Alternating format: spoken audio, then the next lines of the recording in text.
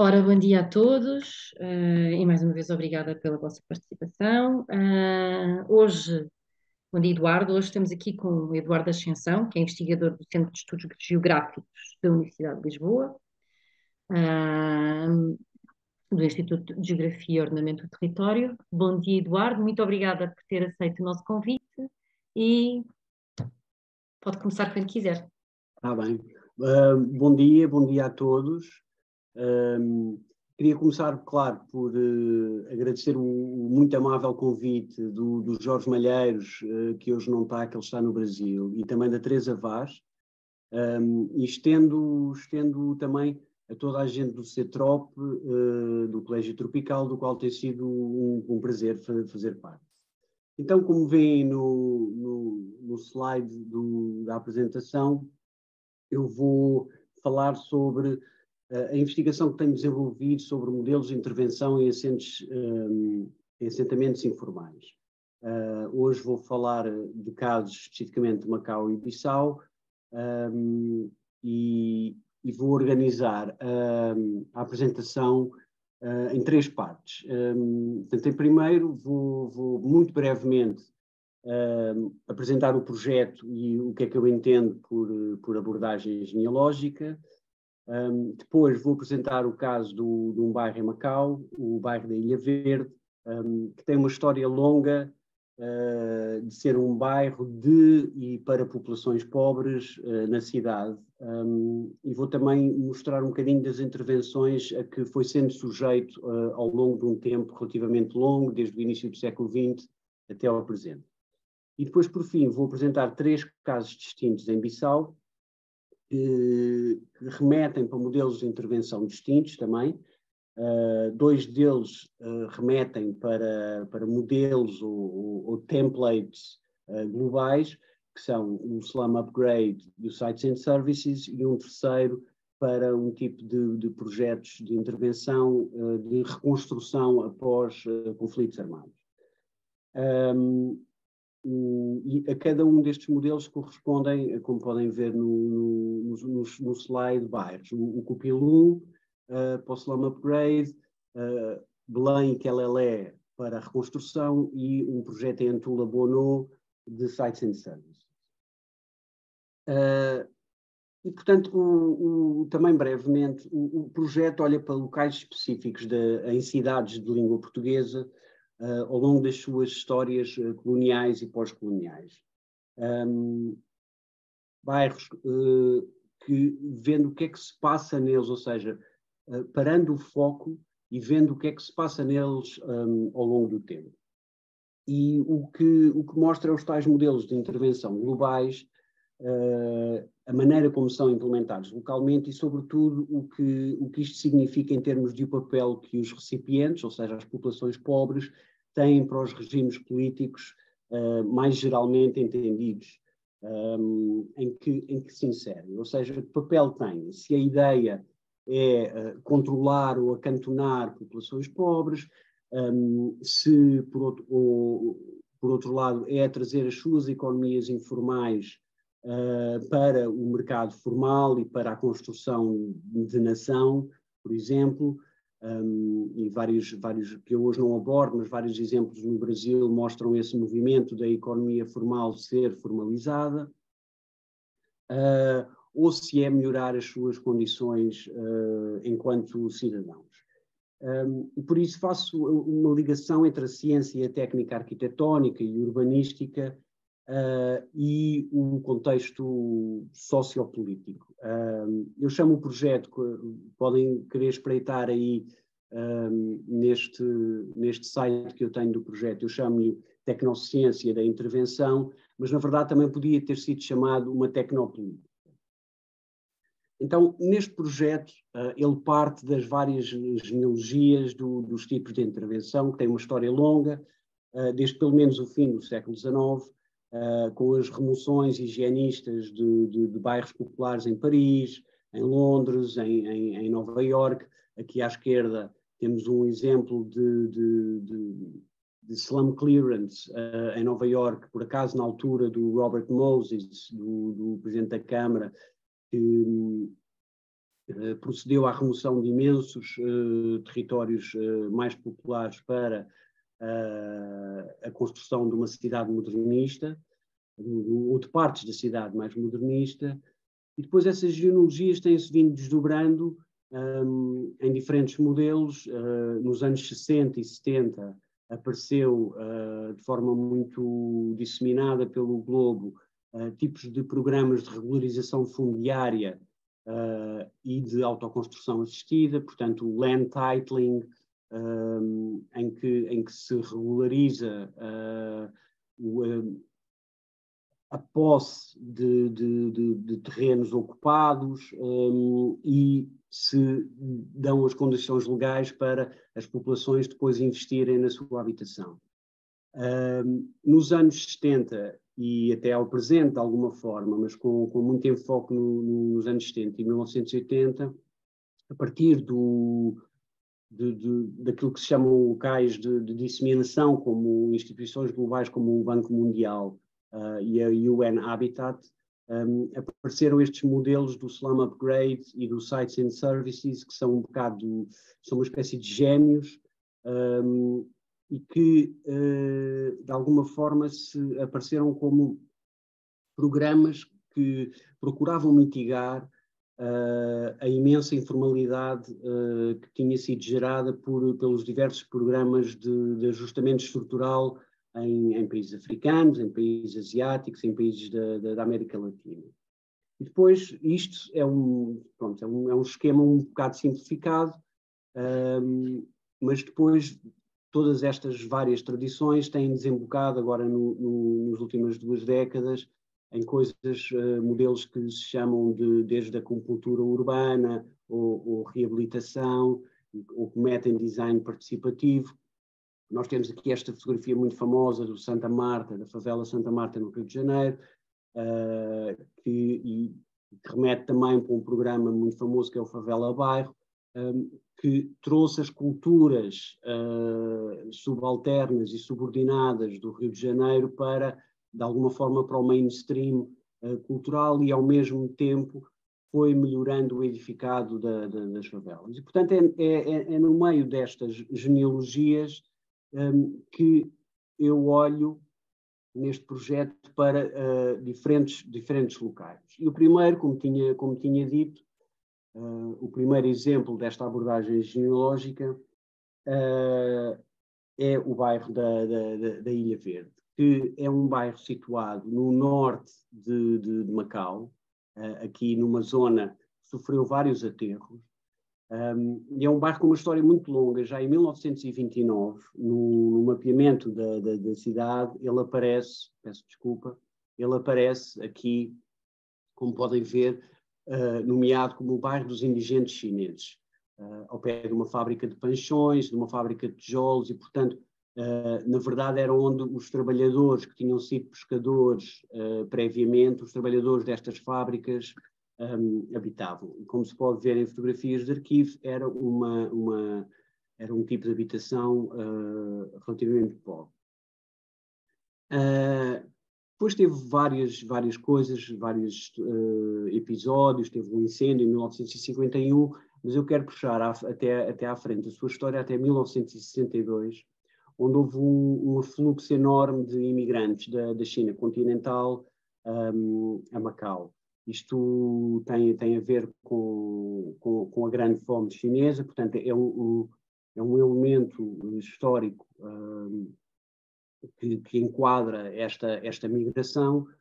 As migrações são também uma das principais fatores estruturais que levam à informalidade urbana e, portanto, aqui também se repete esse fluxo migratório. Esse fluxo migratório foi objeto de imensa comunicação entre o governo colonial e as autoridades em Macau. Houve o desenho de vários planos, também em comunicação, como também vemos em algumas coisas no Gabinete Técnico de Urbanização para a Guiné, por exemplo, que a Ana Vaz Milheiro tem estudado. Nós vemos vários tipos de planos de onde é que se vai alojar a população chinesa refugiada, na altura chamada refugiada. A correspondência mostra que, também como em outros locais do colonialismo tardio português, o financiamento pela metrópole nunca se pôs, e depois através de, ou seja, houve muitos planos, tal como em Angola, em Moçambique e na Guiné, houve sempre muitos planos de desenvolvimento, deste desenvolvimento tardio e com uma correspondência habitacional e arquitetónica, mas que não chegaram a ser implementados. Neste caso, por uma diplomacia paralela via Hong Kong, chegou-se a um termo de financiamento pelas Nações Unidas através do Acnur. E, portanto, depois na altura, o que se realizou foi aquilo que eu chamo um modelo Sites and Services avant la lettre, porque não havia Sites and Services na altura. E como podem ver, isto é um plano com zonas de habitação, zonas de ensino primário, zonas de indústria artesanal, creche, patronatos, e aqui uma zona segregada para incuráveis. Incuráveis previamente existentes, que sofriam de doenças como tuberculose, lepra e outras maleitas. E então o que se realizou neste local foi este programa em que se infraestruturou de forma muito básica o aterro e se construíram casas, e isto faz, de facto, faz lembrar os programas de Sites and Services da África do Sul 20 anos mais tarde. No entanto, como diz um arquiteto macaense que na altura esteve envolvido e agora já tem julgo que tem 90 anos, e ele diz, alguém que ouça agora vai pensar que eram coisas pré-fabricadas, avançadíssimas, mas não foi assim. Aquilo não houve bem projeto de arquitetura. O que houve foi uma infraestruturação básica e uma solução habitacional com elementos pré-fabricados. Chapas de zinco, sem janelas, mas eram chapas basculantes, e faziam um calor terrível, mas eles também viviam e trabalhavam na rua. As ruas cimentadas numa grelha quadrangular, e o próprio cimentado das ruas era o cimentado das fundações das casas. Como vocês podem ver aqui nesta fotografia tirada por mim em 2008, é este o cimentado que ele se refere, e as chapas basculantes são estas que aparecem em vez de janelas. No segundo andar, que não era bem um segundo andar, era sim uma mezanine, entretanto, terá havido a substituição por janelas efetivamente de vidro. Isto é o bairro em 2008, é um bairro implementado, com a sua implantação e ao longo do tempo transformou as casas continuam com os mesmos problemas, muito quentes, mas tem uma implantação relativamente agradável no meio de muitas árvores. Aqui, pronto, é o elemento tipicamente bilingue macaense da toponímia, tanto em chinês, em caligrafia chinesa, como em português, em letras latinas. E como podem ver aqui, ainda em 2008, uma vida de rua bastante ativa, e isto é o tipo de infraestruturação básica que durante cerca de 50 e tal anos o bairro teve. Como eu tinha dito, ele está situado nos limites norte da cidade, fronteira com a República Popular da China. E este canal, que já teve vários nomes, incluindo um canal chamado o Canal dos Patos, foi quer nesta altura dos refugiados, quer depois nos anos 80, onde houve também muita imigração, muita da imigração ilegal passava por passar isto a nado. E, portanto, veem como o bairro estava bem colocado para ser um primeiro local de instalação. E foi sendo, ao longo destas várias décadas, um lugar de recepção de imigrantes, destes imigrantes ilegais, que em Macau chamavam um bocadinho pejorativamente os achanos. Também era refúgio das seitas, porque a polícia tinha acordos tácitos de não entrar muito, de não controlar muito o bairro, um pouco como no Brasil acontecia com as favelas.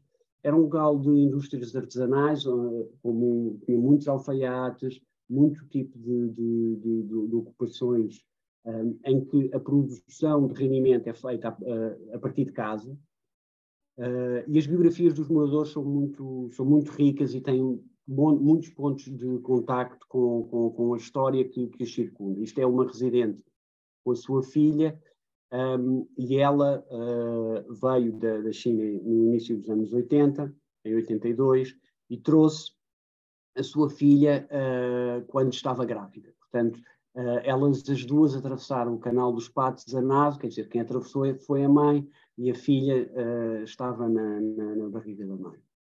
E, portanto, este projeto, de alguma forma, também procura ter uma atenção às biografias individuais dos moradores e a forma como refletem e têm ligações mais ou menos diretas também a momentos históricos e a movimentos estruturais de migração. Como podem ver, pois a partir de 1999 passou a haver uma enorme pressão para densificar este local e, com o tempo, ele foi substituído por habitação privada para a classe média macaense, de alguma forma, e que não era a mesma classe de pessoas que lá moravam, e, portanto, os moradores da Ilha Verde foram transferidos para a habitação pública noutros locais.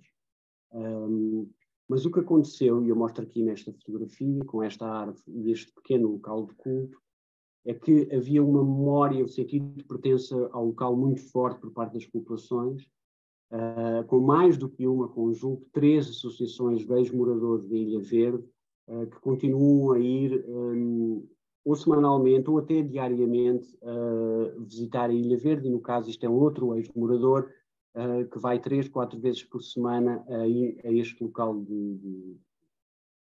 Pronto, este é o exemplo de Macau. Eu queria agora, de alguma forma, passar para os outros, mas com um bocadinho mais de enquadramento teórico. Portanto, vou passar para estes templates globais do Sites and Services do Slum Upgrade, fazendo primeiro uma pequena descrição do que é que eles são. Portanto, nas décadas de 70 e 80, a abordagem do Banco Mundial àquilo que se chamava Urban Assistance, o auxílio urbano, teve várias prerrogativas. Em primeiro lugar, encorajou os governos a retirarem-se de prover habitação pública diretamente. E depois instituiu aquilo que se chama o Enabling Framework, em que o Estado atua como um facilitador das forças de mercado e as populações pobres urbanas são incentivadas a construir habitação de autoajuda através dos 2 programas, Sites and Services e Slum Upgrade. Isto começou por uma primeira experiência em Dakar, em 1972, com infraestrutura acessível para as classes baixas, mas nós aqui temos que entender o que é infraestrutura acessível para classes mais. Era, por exemplo, uma torneira para cada 100 famílias. E isto é muito importante dentro daquilo que chamou um quadro de recuperação de custos, que aqueles que mais familiarizados com a economia sabem perfeitamente o que é o Cost Recovery Framework. Ou seja, como diz a historiadora Alexander, como é que ela, o que é de Joanna Alexander, num texto de 2012, diz, ao invés de ter direito à habitação pública, os indivíduos e as famílias de baixo rendimento deverão repagar a construção, desse modo permitindo ao banco recuperar todos os custos do projeto. E, portanto, foi sempre nesta ótica e nunca a fundo perdido que os vários modelos globais foram sendo disseminados por cidades africanas, em Nigéria, cidades latino-americanas e asiáticas. E como esclarece Robert McNamara, o presidente do Banco Mundial na altura, ela estudou a documentação secreta do Banco Mundial, que foi tornada acessível, tornada pública muito mais tarde. O Robert McNamara, para quem não tenha presente, era o secretário de Estado americano na altura da Guerra do Vietnã e depois transitou para o Banco Mundial. Mas, como ele diz, na altura, os projetos de Sites and Services, portanto, estimulam a autoajuda e tornam possível aos pobres alojarem-se autonomamente numa comunidade viável e coesa, com um mínimo de despesa pública. E, portanto, é este o acento tónico destes modelos. E, como diz Alexander e dizem outros, as populações pobres são concebidas como clientes da assistência urbana do Banco Mundial. Portanto, da reforma fundiária passa-se à ideia dos terrenos serem loteados, infraestrukturados e depois vendidos aos agregados. Tem várias coisas que eu não quero também amassar demasiado. Tem esta citação muito interessante, que é interagir com o devedor, neste caso os países em ajustamento estrutural, envolve uma função de educar. Através de condicionalidades e do próprio processo de negociação, o governo local deve ser levado a entender as coisas à maneira do banco. Portanto, há aqui uma força do Banco Mundial, através dos seus empréstimos, que acaba por estabelecer estes modelos como praticamente modelos únicos. Chegados a 1987, com já 2 décadas deste tipo de programas, começou-se a perceber que 30% a 60% dos agregados são incapazes de cumprir as obrigações financeiras resultantes dos programas, e, na verdade, acontece um efeito perverso, que é muitas vezes os sites and services, isto aconteceu na África do Sul, acabam por destinar populações de rendimentos médicos. A África do Sul, pós-apartheid, foi o zénite do paradigma de cost recovery, com um modelo, outro modelo final deste tipo de intervenções, que são os contadores pré-pagos de água e eletricidade, que em Moçambique, em Maputo, também existem. Para os moradores, após uma primeira dose gratuita de água e eletricidade, as contas começam a ser elevadas. E, portanto, o ideal moderno de infraestrutura, de acesso universal à água e eletricidade 24 horas sobre 7 dias, transforma-se para as populações. E o cidadão urbano tem acesso a isso só consoante o rendimento que tenha tido, por exemplo, nesse dia. E tem que gerir os rendimentos diários para saber quantas horas de eletricidade é que tem, por exemplo. Isso, a Idalina Batista tem um artigo muito interessante sobre isso em Maputo. Portanto, é este enquadramento que eu mostro, a partir do qual eu pretendo mostrar algumas coisas em Bissau. Eu vou ter que ser rápido, portanto peço-vos alguma paciência para se calhar passar um bocadinho à frente. Mas então, em Bissau, nós temos uma cidade pobre,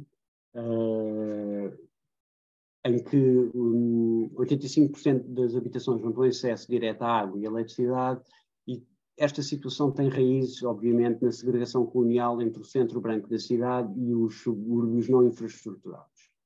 E Bissau sofreu também migrações muito grandes após o programa de ajustamento estrutural em meados de 1980.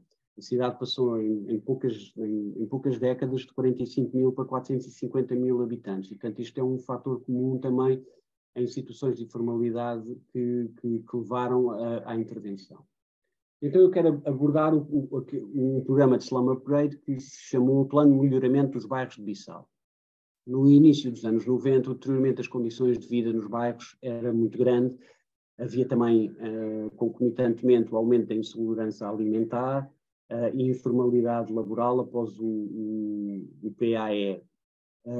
E o PMBB foi financiado pela Agência Holandesa de Desenvolvimento. Isto é também mais uma coisa que mostra também a pouca atenção que Portugal tem dado aos seus programas de cooperação e de ajuda ao desenvolvimento, que o PMBB tenha sido financiado pela Agência Holandesa de Desenvolvimento e não pelo Camões ou por outra cooperação portuguesa. Ele consistiu na abertura de ruas, na construção de valas de drenagem, de águas residuais ao ar livre, fornecimento de torneiras de água a serem divididas por grupos de 6 casas cada, e por ajuda aos moradores para melhorarem as suas casas. A tal reconstrução com técnicas padrão é uma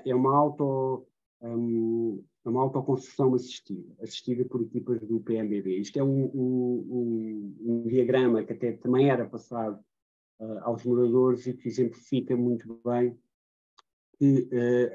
os vários passos de fazer a casa. Fazia-se a fundação e, entretanto, o morador ia fazendo tijolos, as equipas começavam a pôr as várias coisas das fundações, o morador continuava a fazer tijolos e depois o próprio morador edificava os tijolos, vinham as equipas e ajudavam a fazer a estrutura do telhado. A estrutura do telhado era em vigas de madeira, aquilo que se chama CIB, e em cima delas placas de zinco ou de fibras de cimento financiadas pelo PMDB. Como está aqui, as famílias constroem paredes de tijolos, e isto foi dentro da recuperação do enquadramento de recuperação de custo. Portanto, as próprias casas incluíam quartos extra em relação ao agregado para que as famílias pudessem alugá-las para permitir pagar o investimento realizado pela ONG. E, incrivelmente, também com coleta de rendas, ou seja, após isto, o PMBB continuou e as equipas do PMBB iam fazer a coleta de rendas até ao pagamento de todas as prestações de uma determinada habitação. E isto foi uma entrevista também com um elemento que nos anos 90 fez parte Houve alguns locais em que foi implementado no bairro, no Cupilum ou em outros, mas em alguns casos as casas estavam muito chegadas e teve que haver um realojamento noutros locais. Isto é o que se chama o bairro de melhoramentos Nala, em que os agregados as casas tiveram que ser demolidas e os agregados realojadas numa zona perto da granja do PSB.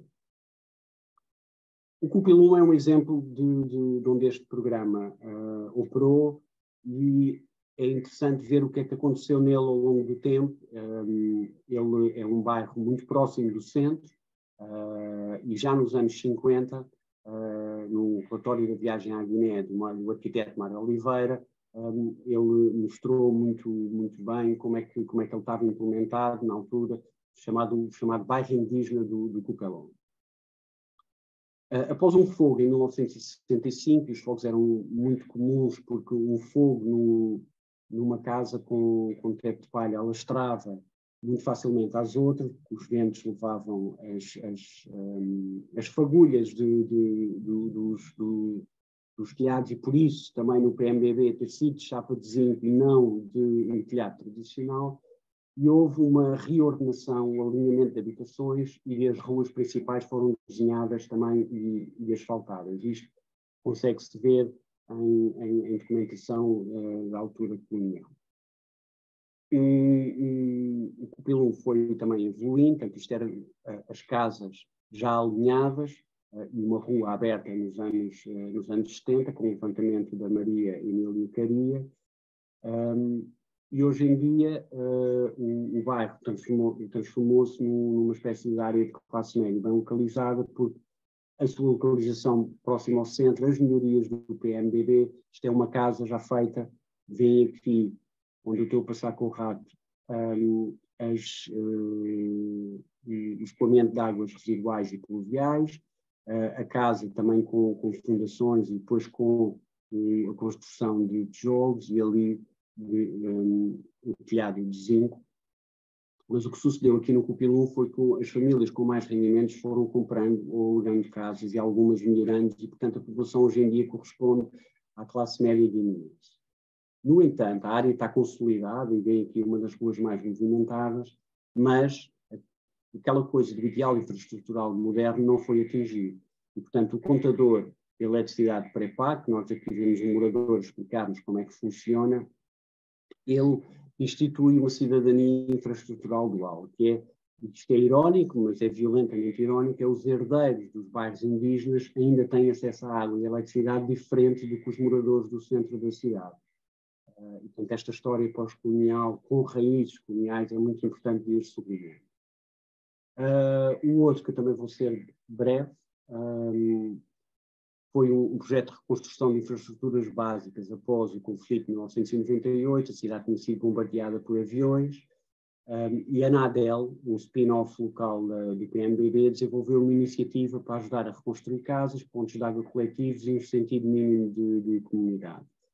Seguiu o modelo PMBB e nós aqui vemos este ponto de água, que é um ponto de água comum, sempre com os patrocínios das ONGs, no caso da ANADEL e a Oxfam América.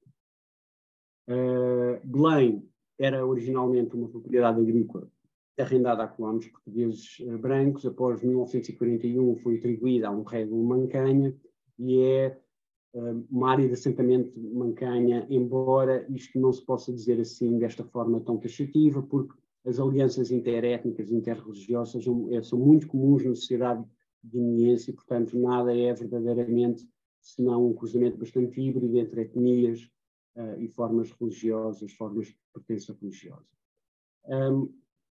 Um dos problemas nestes casos é sempre as temporalidades que são baseadas no tempo dos projetos. Os projetos demoram 3 ou 5 anos, depois acabam os financiamentos e, portanto, há uma falta de continuidade.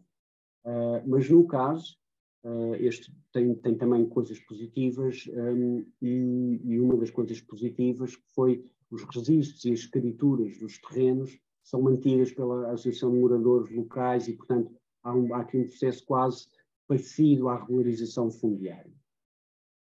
Quero, por último, ir ao modelo Sites and Services, que foi em Antula Bono. É um projeto com loteamento e estruturação básica de 777 lotes de terreno, com 4 categorias de rendimento para várias populações, incluindo ex-combatentes do Exército de Libertação. Ele foi uma parceria também com as Nações Unidas, com o PNUD. O terreno foi fornecido pelo Estado, o financiamento foi do PNUD para as pessoas comprarem os lotes, os custos dos terrenos foram cobertos por cada família, ou seja, havia 2 créditos, uma vez pagava-se o primeiro crédito pelo terreno e pago o primeiro empréstimo, o plano concedia então aos agregados um segundo crédito para a construção da casa. E depois os moradores ligavam à rede de infraestrutura. Vocês veem mais uma vez, as coisas são muito parecidas, valas de escoamento, mas aqui havia várias, como havia 4 categorias de empréstimos, resulta em casas também de qualidade, de estándares bastante diferentes. Embora 86% são lotes sociais, ou seja, segmentos variados da população, mas não os mais com maiores rendimentos. Portanto, tem diferentes padrões arquitetónicos e é interessante aqui, há muitas regras respeitantes aos limites dos lotes, não se pode construir até ao lote, tem que se deixar pelo menos 1 metro, isto era já também para não haver sobredensificação. Interessantemente, houve um conflito inicial com o grupo étnico Papel, que diziam que a terra era sua, segundo leis consuetudinárias, e a disputa depois acabou por ser resolvida, mas houve uma altura em que chegou a haver quase um conflito entre o programa e as autoridades tradicionais locais. Também, muito interessantemente, há esta coisa da circulação de políticas. A equipa de arquitetura do plano visitou Dakar para aprender com os casos de Sites and Services que nós vimos lá atrás, mas também viajou para Curitiba e para o Recife, no Brasil, para aprender com iniciativas de casa e tetos, de arrendamento de terras e construção de casas assistidas. E com isto termino. Tentei ser, fui um bocadinho muito rápido, mas para respeitar o tempo. Em conclusão, nestes 4 exemplos de cidades diferentes, procurei mostrar o que é essa perspectiva genealógica e pós-colonial sobre a história urbana de locais específicos, o que lhes vai acontecendo ao longo dos tempos. Procurei mostrar também que a ideia de melhorias urbanas que vem do Urban Assistance passa por processos políticos e assumem formas locais, mas as ideias bases dos programas, por exemplo, a recuperação de custos, tendem a ser muito fortes e a durar no tempo. Portanto, o desenvolvimento segue estas ideias disseminadas pelos centros de controle, estas Global Infrastructure Templates, mas os paradigmas moldam as subjetividades dos destinatários, sejam os governos, sejam as populações pobres, por décadas, e aproximam-se perigosamente da transformação do cidadão num cliente, numa subjetividade muito mais neoliberal do que seria desejável. E para já fico por isto e dou a palavra à Teresa para passarmos agora às perguntas. Muito obrigada, Eduardo. Foi uma excelente apresentação, dentro do tempo. Agora, se quiser interromper a tela, podem interromper. E dava a palavra aos participantes, quem quiser fazer perguntas. esteja à vontade, é só pôr a mãozinha no ar e força.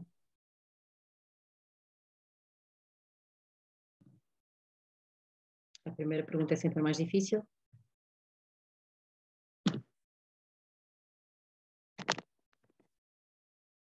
Agora vejo que temos aqui 14 participantes. Obrigada, Bruna Almeida. Está aqui a dizer no chat que gostou muito da apresentação. Mais alguém quer fazer algum comentário ou alguma questão?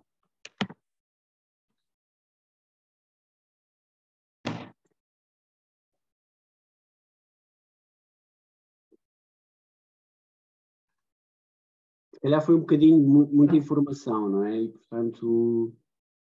Sim, mas eu achei que foi... Bem, já agora faço a primeira pergunta. O Eduardo tinha dito que em Bissau passou a população de quanto, para quanto? De repente, para? 45? Cerca de 45 mil na altura da independência para 450 mil aproximadamente hoje em dia. Ou seja, mas houve um processo exponencial precisamente nos anos 80. Com o programa de ajustamento estrutural, imensa insegurança alimentar no país inteiro, houve uma grande migração para Bissau e para as suas periferias. E depois, a partir daí, pronto, já é um crescimento mais natural, já menos migratório, mas este tipo de escala de multiplicar por 10 a população de uma capital aconteceu, por exemplo, em Lagos, na Nigéria. Aconteceu em outras cidades africanas, também sujeitas a programas de ajustamento estrutural e que levam a esta migração maciça. Em Angola é diferente, porque teve a ver com a guerra, em Moçambique também, mas noutros sítios em que não houve guerra, teve muito a ver com estas migrações económicas dos anos 80 e princípios dos anos 90. Ok, obrigada. Mais alguém quer fazer alguma questão? Algum comentário? Há muitas, posso se calhar, depois há aqui coisas em paralelo, por exemplo, é um dado muito interessante. Bissau hoje em dia é uma cidade muito bonita e muito bem implantada, embora seja uma cidade com bastante, quem conhece sabe que é um pouco suja, tem muito lixo na rua. Mas o que é muito interessante, nos anos 70, quando ainda tinha muito menos pessoas, chegou a ser eleita a cidade mais limpa da África Ocidental. O que era muito... Há pessoas que dizem, pois, isso era muito irónico, era a mais limpa porque havia poucos produtos para fazer lixo. Portanto, mesmo a situação alimentar também já começava a degradar-se no fim dos anos 70 muito rapidamente. E estas coisas que parecem notas muito quase ridículas, a cidade mais limpa, mas têm a ver com a estrutura económica em cada momento das cidades. Eu atrevo-me a fazer uma pergunta, pode ser? Força. Sou o João Serras. Na verdade, eu vivo em Bissau há 14 anos. Portanto, aliás, vivo na Guiné, não é em Bissau necessariamente. E, obviamente, concordo com tudo o que aqui foi dito. A percepção da cidade, a explosão demográfica e tudo, corresponde. A pergunta é mais no sentido de, tendo assistido a esta explosão de 45 mil para 450 mil, portanto que não é, digamos, agora é orgânica, mas antes foi muito, muito impulsionada, como disse bem. A questão é que futuro é ou que modelo de futuro é que se consegue gizar para corrigir isto em termos das infraestruturas, em termos de, por exemplo, aquilo que eles chamam do Círculo 24, que é aquela zona toda a papel, que é a desgraça absolutamente total e que efetivamente o lixo está nas valetas, nas ruas, as pessoas limpam o lixo um dia, no dia seguinte é outra vez um mar de lixo. Ou seja, se há algum modelo que possa sonhar, gizar para melhorar a situação. Eu posso falar, pronto, eu sinto-me bastante humilde porque eu não tenho nenhuma experiência muito longa de Bissau, portanto sinto-me muito humilde perante alguém que mora lá. Mas uma das coisas que em entrevistas surgiu e que reporta a este problema, houve uma altura também do PMBB, ou melhor, começou no PMBB, mas continuou depois, e tinha a ver com programas muito simples e que não implicavam muito dinheiro de recolha de lixo pelos próprios moradores jovens. Ou seja, havia um caminhão e havia um programa de recolha de sacos muito grandes de lixo e que se dava uma pequena quantia, que eu agora não me recordo quanto era, mas uma pequena quantia em dinheiro. A Câmara Municipal de Bissau tinha esse programa, portanto havia um caminhão circulava pelos bairros e os jovens vinham com sacos de lixo e punham no caminhão e em troco levavam pouco dinheiro, mas o suficiente para isso, para o incentivo ser efetivo. E esse programa, que pelo menos no Cupil 1 julgo que funcionava bem, pelo que as pessoas me disseram, foi interrompido porque já não há caminhão. E, portanto, uma coisa que era de muito simples organização e com um incentivo mínimo, que não eram sequer os serviços da Câmara Municipal que organizavam o lixo. Deixavam isso aos jovens de cada bairro, mas isso foi interrompido por falta de financiamento para o caminhão. Portanto, e também falta de financiamento para esses pequenos incentivos. E isso é de muito difícil solução quando programas tão simples estão interrompidos por falta de financiamento mínimo. Eu não tenho mais, na verdade, não tenho conhecimento suficiente para alargar mais a minha análise do que este tipo de coisas perceberá, mas esse tipo de disfunções na Guiné são comuns e não sei muito bem que outro tipo, sei que este modelo já funcionou, portanto ele poderia ser retomado, se calhar de forma mais sofisticada. Hoje em dia há telemóveis e, portanto, poderia haver uma aplicação feita para gerir melhor os pontos de entrega do lixo, etc. Portanto, hoje em dia até é possível fazer uma coisa tecnologicamente mais avançada com pouco dinheiro, mas o que é facto é que não é feito. Não sei se isso responde bem à sua pergunta. Eu penso que responde, porque no fundo do que eu consigo perceber, não é, qualquer mecanismo que seja suficientemente simples, mas que, digamos, que promova o envolvimento da população, como é os contadores, a situação dos contadores pré-pagos, não é? Portanto, que acaba por envolver um ato proativo, poderá beneficiar. A experiência que efetivamente tenho mais também não é aí, e foi de distribuição de água no interior do país, onde o problema se põe em que, digamos, somos forçados pelos programas internacionais a ter soluções caras de manutenção cara. Por exemplo, para uma água para uma determinada tabanca, né, para uma determinada aldeia, temos de colocar painéis fotovoltaicos que são mais caros que um simples gerador, que só funciona durante o dia. Portanto, a água não é distribuída à noite e, portanto, o problema falha por outros motivos aqui. Falha porque quem o imaginou sonhou que o planeta seria mais limpo por ter um gerador, por ter 20 ou 30 ou 40 ou 50 geradores, um por cada aldeia, que na realidade tem consumo zero face à nossa enormidade. Portanto, penso que acho que aí é uma excelente ideia e, portanto, esse testemunho é ótimo de dizer, ok, num país como a Guiné-Bissau, ou em situações como a Guiné-Bissau, temos que arranjar mecanismos de interessar a população e, obviamente, de financiar, como mostrou a questão de autofinanciamento, ou seja, eles financiam para construir a casa, mas depois o dinheiro é recuperado. E aí há um truque que é importante, penso eu, é que quem foi buscar o dinheiro foi a ONG. Nós defendemos que devia ser o homem da água, que era o homem que não era da aldeia, mas ia buscar o dinheiro dos pagamentos. E isso é uma boa experiência, e aí muito obrigado.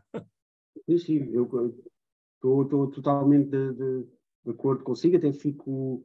É precisamente porque às vezes nós queremos ser mais delicados, mas estas imaginações ecológicas que vêm da Europa e da América, que depois estabelecem localmente essas obrigatoriedades porque se nós pensarmos, essa obrigação do painel fotovoltaico é ridícula perante a necessidade premente de ter água e eletricidade. E, portanto, são esses imaginários, às vezes, que podem ser um pouco perniciosos. Embora, por exemplo, na cidade, em Bissau, uma ONG espanhola instalou, eu não sei se ainda estão ativos, mas instalou muitos candeeiros com pequenos painéis fotovoltaicos e aí no caso é interessante porque, por exemplo, às vezes à noite esses painéis, esses candeeiros são os únicos que funcionam. Quando há cortes de energia, esses que ainda têm alguma energia que conseguem armazenar do dia, que se transmite no candeeiro aceso à noite. Portanto, nesse caso, o painel fotovoltaico não é um capricho europeu ou americano posto na cidade. É, de facto, uma coisa que resulta. Mas, pronto, mais uma vez, está sempre dependente das ONGs, da sua estruturação da realidade. E nesse caso, eu pessoalmente observei muitos painéis roubados e muitas baterias roubadas, um pouco por todo o país. Portanto, também não é uma solução forte, não é? É melhor ter, digamos, uma distribuição mais centralizada, protegida por um guarda, do que ter uma autónoma que a única coisa que vai acontecer, como já um pouco por toda a Bissau, é o roubo desse. Portanto, dura o primeiro ano, depois já não há manutenção, ou é roubado ou uma coisa ou as duas. Nessa zona que eu mencionei, que é junto ao mar, portanto, a zona mesmo do Alto Mandim, os candeeiros lá já não funcionam, mas apenas por isto. Ok, eu não quero aqui liderar a conversa, vou-me calar a partir de agora. Não há problema. Não sei se mais alguém quer fazer alguma questão. Hoje está tudo muito caladinho.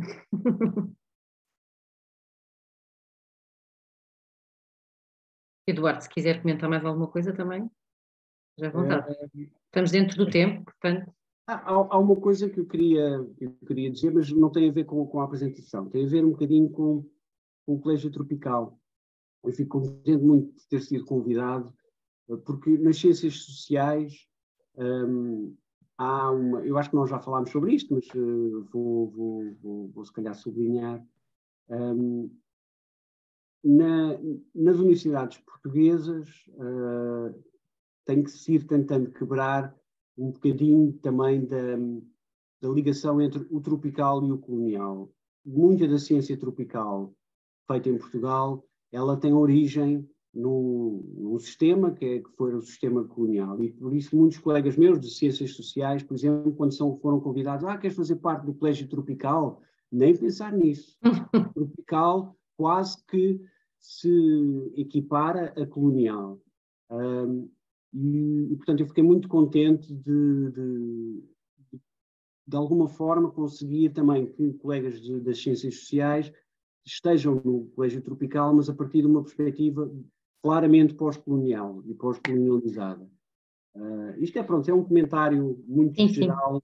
Penso que eu não estive na gênese do Colégio Tropical, mas comentaram várias vezes comigo que houve essas questões, não é? Principalmente, aliás, apenas dos investigadores das ciências sociais, que se compreende, é um tema assim um bocadinho. Mas eu acho que o Colégio Tropical tem desconstruído um bocadinho isso, Exatamente. não é? Era um bocadinho isso que eu também queria, e Uhum. estou contente por isso, e por isso tenho muito prazer em fazer parte do colégio. Sim, e o que temos tentado fazer é juntar as pessoas das várias áreas científicas, não é? Tentar criar projetos mais multidisciplinares e transversais, e não só, aliás, não mesmo só na África portuguesa, nos países de língua portuguesa. Estamos muito, e cada vez temos tido mais parceiros da restante África, e não só África, obviamente, não é? Ásia, América. E de regiões subtropicais, até como nós Sim, vemos exatamente. com alguns projetos. Alguns projetos exploratórios, não é? As questões subtropicais, e vai-se construindo o caminho. Eu estava aqui algumas questões no chat. Sim, nós temos portanto, para quem está aqui pela primeira vez, nós temos sempre webinars mensais, que são divulgados no nosso site, e todos estes webinars serão disponibilizados no nosso canal do YouTube. Okay? O nosso canal do YouTube se pesquisarem Colégio Tropical no YouTube aparecerá, e todos os webinars serão lá disponibilizados. Está bem? Olha. Caso não existam mais questões, penso que não. Pronto, vamos dar por encerrado este webinar. Mais uma vez, muito obrigada, Eduardo, pela sua presença e disponibilidade, e aos restantes participantes, esperamos vê-los de novo. Muito obrigado também a Obrigado. todos por terem aparecido. E se tiverem sugestões, quer seja para webinars ou atividades que o Colégio Tropical possa desenvolver, por favor, digam-nos. É só enviarem-nos um e-mail ou contactarem-nos através do site, para que possamos sempre melhorar. Muito obrigado. Muito obrigado. Obrigada a todos, então. Obrigado a todos. Bom dia. Bom dia, adeus.